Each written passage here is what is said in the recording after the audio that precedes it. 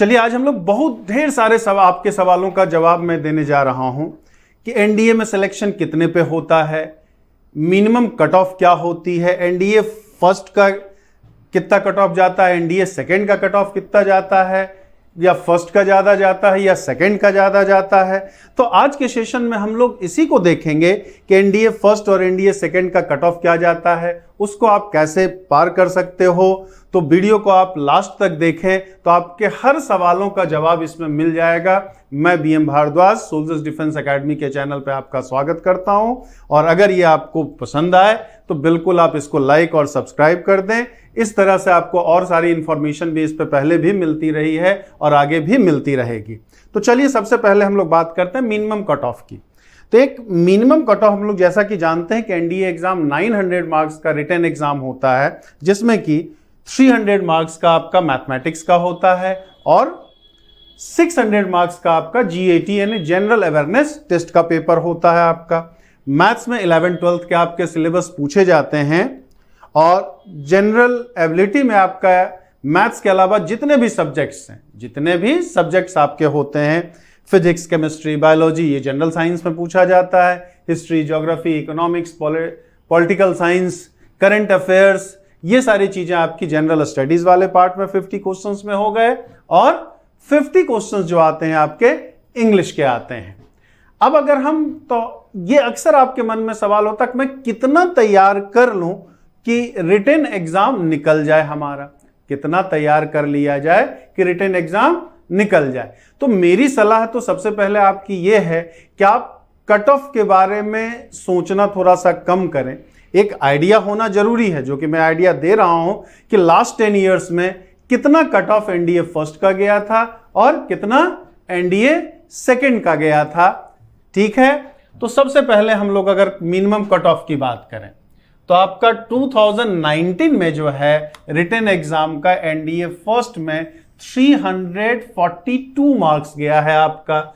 NDA second का अभी cut off release नहीं हुआ है, क्योंकि इसी दौरान आपका क्या है, कोविड-19 वाली स्कार्सिटी आ गई थी। ये चीज है, उस सिचुएशन में हमारा सेकंड का कट ऑफ अभी एसएसबी भी नहीं हुआ, इसलिए सेकंड का कट ऑफ नहीं दिया गया है। 2018 में आपका एनडीए फर्स्ट में 338 मार्क्स है और एनडीए सेकंड में 325 मार्क्स है। 2017 में 342 है और एनडीए सेकंड में 258 है। 2016 एनडीए फर्स्ट में 288 है और एनडीए सेकंड में 229 है हमारा। 2015 में NDA first 306 with minimum 30% marks. ये मिनिमम है, मतलब हर पेपर फर्स्ट और पेपर सेकंड में आपका दोनों में अलग अलग 30% होना जरूरी है, तब ओवरऑल कट ऑफ 360 गया था हमारा। और एनडीए सेकंड में 269 था आपका with minimum marks 25 in each paper first and second.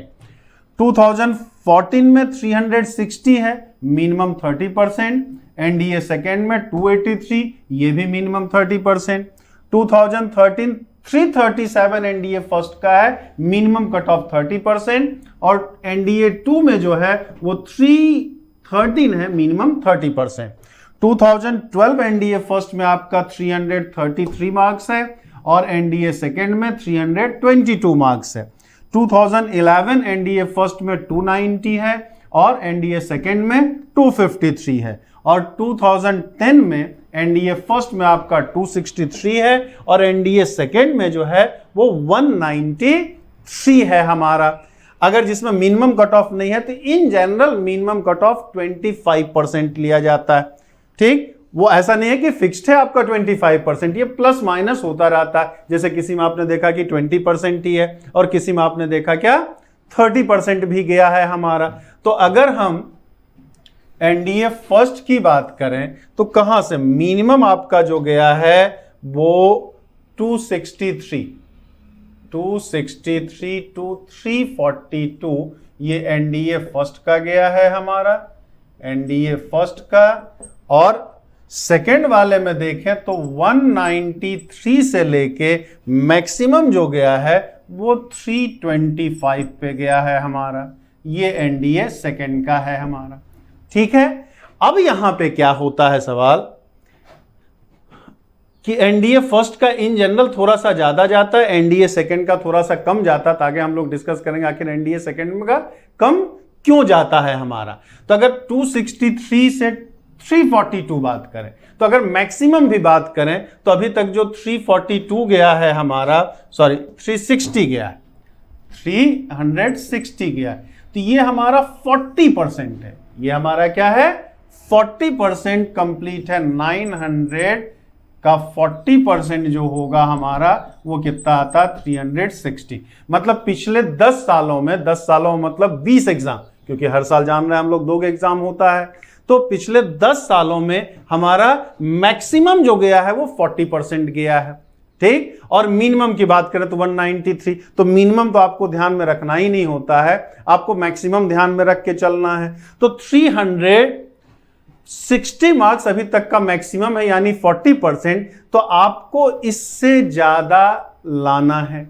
बहुत इजी पेपर भी आ गया तो भी 360 से ज्यादा अभी तक रिटेन का कट ऑफ नहीं गया है। लेकिन अब आपके बात करें कि कितने पे आप सिक्योर रहेंगे, कितने पे आप सिक्योर, कितने मार्क्स आप रिटेन में ले आए कि आगे भी आपको जो फाइनल मेरिट बनती है आपकी रिटेन और प्लस एसएसबी मिला करके आप फाइनल मेरिट आउट ना हो, उसके लिए कम से कम आप 400 आपको सोचना होगा।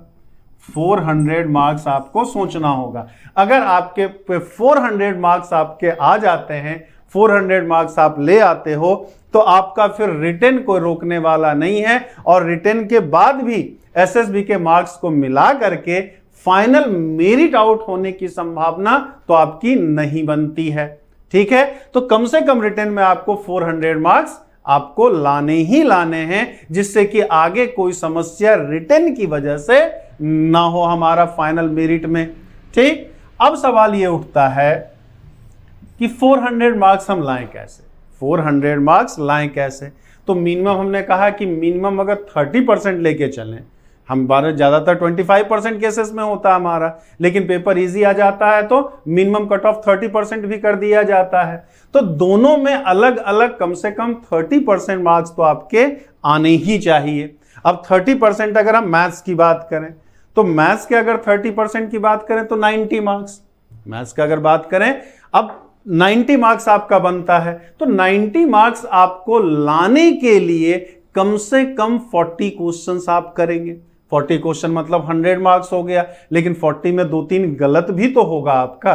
तो आप कम से कम मिनिमम कह रहे हैं, मिनिमम आपको 40 क्वेश्चंस पे पहुंचना होगा।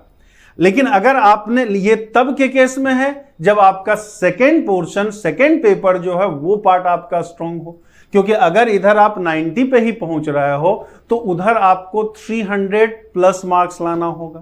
300 तब तो जाके आप 400 पे पहुंचोगे। ठीक, तो 300 प्लस मार्क्स मतलब 50% से ज्यादा। तो ये आपको अपने स्ट्रेंथ पे ध्यान देना है कि आपका स्ट्रॉन्ग पार्ट कौन सा है, मैथ्स है या फिर सेकेंड पेपर आप इंग्लिश और जनरल साइंस और जनरल स्टडी में अपने आप को स्ट्रॉन्ग महसूस करते हो, वो पोर्शन आपका ज्यादा स्ट्रॉन्ग है। ये किसी की कोई सलाह आपको नहीं दे सकता है, खुद ही आपको बैठ करके ये सोचना होगा कि हमारा स्ट्रॉन्ग पॉइंट कौन सा है, मैथ्स है या सेकंड पेपर है। इतना दोनों पेपर तैयार है कि दोनों का मिनिमम तो कट ऑफ कम से कम पार हो ही हमारा। तो अगर हम जीएस का 30% देखेंगे तो ये हमारा कितना हो जाएगा, 180 मार्क्स। जीएटी का जो होगा वो 180 हो जाएगा। जीएटी का हमारा 30% अगर लेके चलें तो 180 मार्क्स हो जाएगा हमारा, और मैथ्स का अगर लेकर के चलेंगे तो ये हमारा 30% कितना हो जाएगा, 30% जो हो जाएगा वो 90 मार्क्स हो जाएगा हमारा। तो कम से कम इसमें और इसमें इतना तो चाहिए ही चाहिए। अब एक में अगर 90 ही आता है और इसमें 180 ही आता है तो आप 270 तक ही तो पहुंचे, आपको पहुंचना कहां है, 400 मार्क्स तक पहुंचना है। तो अगर आप ये पोर्शन स्ट्रांग है तो इसमें कम से कम आपको 300 मार्क्स लाइए, और अगर ये पोर्शन स्ट्रांग है तो इसमें कम से कम 200 प्लस मार्क्स आपके हों। ठीक, तो आप खुद डिसाइड कर लीजिए कि फर्स्ट पेपर हमारा ज्यादा स्ट्रांग है या फिर सेकंड पेपर ज्यादा स्ट्रांग है आपका। तो उस हिसाब से अब मैथ्स की अगर मैं बात करूं तो मैथ्स में 200 मार्क्स कैसे होगा, क्योंकि आपने +2 तक जिन्होंने 11th 12th मैथ्स से किया है, जैसा कि हम लोग जानते हैं कि एयरफोर्स, नेवी और नेवल एकेडमी जाने के लिए इंटर में फिजिक्स और मैथ्स होना जरूरी है आपका। हाँ, अगर आर्मी आपने किया है तो जो मैथ्स बैकग्राउंड के नहीं भी हैं वो भी एनडीए का फॉर्म भरते हैं, लेकिन उनका सिलेक्शन केवल आर्मी के लिए होता है। ठीक, तो अगर आप मैथ्स बैकग्राउंड के हैं तो नो डाउट मैथ्स आपका स्ट्रांग थोड़ा सा होना चाहिए। अगर आपने 11th 12th में मैथ्स लिया है तो मैथ्स में कम से कम 200 मार्क्स आप लाइए, और 200 के लिए आपको क्या है, 80 क्वेश्चंस कम से कम करने होंगे, 80 क्वेश्चन के मार्क्स लाने होंगे, मतलब मोर देन 80 क्वेश्चंस आपको अटेम्प्ट करने होंगे, क्योंकि सब सही हो जाए ये जरूरी नहीं है, ना चाहते हुए भी कुछ क्वेश्चंस आपके गलत होते हैं। ठीक, और जो मैथ्स बैकग्राउंड के नहीं है, आर्ट्स या कॉमर्स वाले, अगर वो एनडीए का फॉर्म भरते हैं तो मिनिमम 90 मार्क्स आपको इसमें लाना होगा, मतलब मिनिमम 40 क्वेश्चंस आपको करने होंगे, और प्लस सेकेंड वाले पेपर में मतलब इंग्लिश और जनरल स्टडीज जो है उस पे आपको थोड़ा सा फोकस करना होगा। तो ये आपका कट ऑफ की बात करें तो इतना अगर आप करते हो, 400+ लाते हो, तो कहीं से भी आपका एनडीए रिटर्न रुकने वाला नहीं है। तो अभी आपके पास लगभग 75 डेज है आपका, तो 75 डेज में अगर चाहें तो आप आराम से इतने मार्क्स तक पहुंच जा सकते हैं। अगर आप अभी से आज से ही कोशिश शुरू कर दें, प्रिपरेशन अपनी, पहले से उम्मीद करते हैं आप कर ही रहे होंगे, थोड़ा सा प्रिपरेशन का टाइम आपको बढ़ाने का समय है। ये लास्ट पीरियड, आपने साल भर बहुत तैयारी किया और अगर इस समय आपने नहीं पढ़ा तो भी प्रॉब्लम है। ठीक, लेकिन अगर साल भर आपने कुछ नहीं पढ़ा है और 11th 12th आपने अगर थोड़ा बहुत भी ईमानदारी से पढ़ा है, तो आप अभी से 2 महीना अगर लग जाओ तो चीजें आपने पढ़ तो पहले से रखी ही है, बस उसी को थोड़ा सा रिवाइज करने की आपको जरूरत है। और मुझे पूरी उम्मीद है कि अगर आप इतना काम करते हो तो बिल्कुल आपके मार्क्स आएंगे ही आएंगे। तो आपको फोकस मेरे हिसाब से कितने पे करना है, मिनिमम 400 मार्क्स पे करना है आपको। बाकी लाने का आप 900 में 900 ले आओ, तैयारी तो हमेशा आपकी पूरी होनी चाहिए, 900 तक होनी चाहिए हमारा, लेकिन उसको लाने के लिए सबसे पहले ये मिनिमम 400 पे हमें फोकस करना होगा। 400 से ज्यादा जितना आ जाए बहुत अच्छी बात है, वो आपकी रैंक को सुधारेगा, रैंक आपकी अच्छी करेगा, लेकिन कम से कम फाइनल मेरिट आउट ना हो आए उसके लिए 400 पे आपको फोकस करना होगा, क्योंकि उससे ज्यादा अभी तक कट ऑफ नहीं गया है आपका।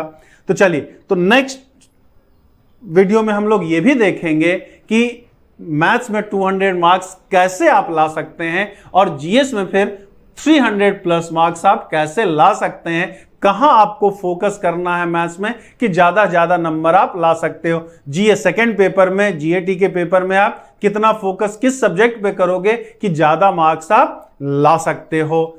चलिए, तो जय हिंद, जय भारत। उम्मीद करते हैं आप प्रिपरेशन अपना स्टार्ट कर चुके होंगे और तैयारी का समय आप बढ़ा देंगे और कम से कम 400 मार्क्स तो लाएंगे ही लाएंगे। All the best.